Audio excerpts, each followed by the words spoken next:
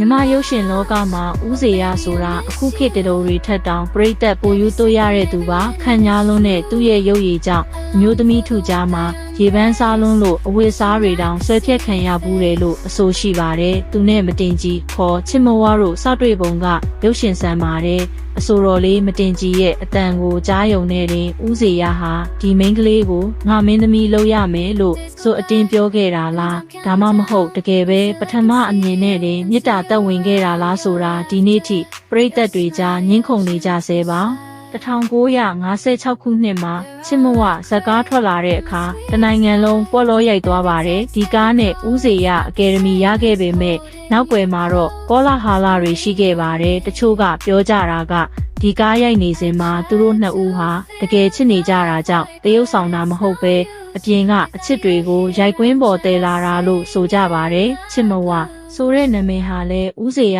ကသူမကိုတဖွက်ဖွက်ခေါ်ရင်းနဲ့နာမည်တွင်သွားတာလို့တချို့ကယုံကြည်ကြသလိုတချို့ကတော့ဒါဟာစီးပွားရေးအရာနာမည်ပေးခဲ့တာလို့ဆိုကြပါတယ်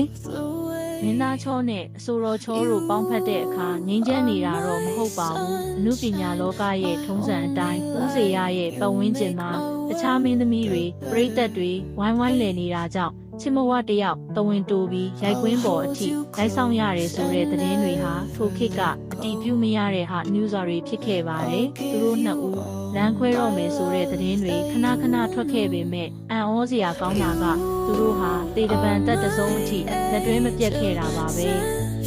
ဟုတ်တာတွေရှိသလိုမဟုတ်တာတွေလည်းရှိနိုင်ပါတယ်ဒါပေမဲ့တခုကတော့အသေးချာပါပဲဦးစေရနဲ့ချစ်မဝဟာအမှုပညာနဲ့အချစ်ကိုဒုံတွဲပြီးမြမရုပ်ရှင်လောကရဲ့ရွှေခေတ်ကိုပုံဖော်ခဲ့ကြသူတွေပါကောလာဟာလာတွေဘလောက်ရှိရှိသူတို့ရဲ့ချစ်မဝတချင်းတန်ကြားလိုက်တိုင်းမှာတော့လူတွေဟာသူတို့ရဲ့ချစ်ချင်းမြတ်တာကိုပဲသတိရနေကြမှာဖြစ်ပါတယ်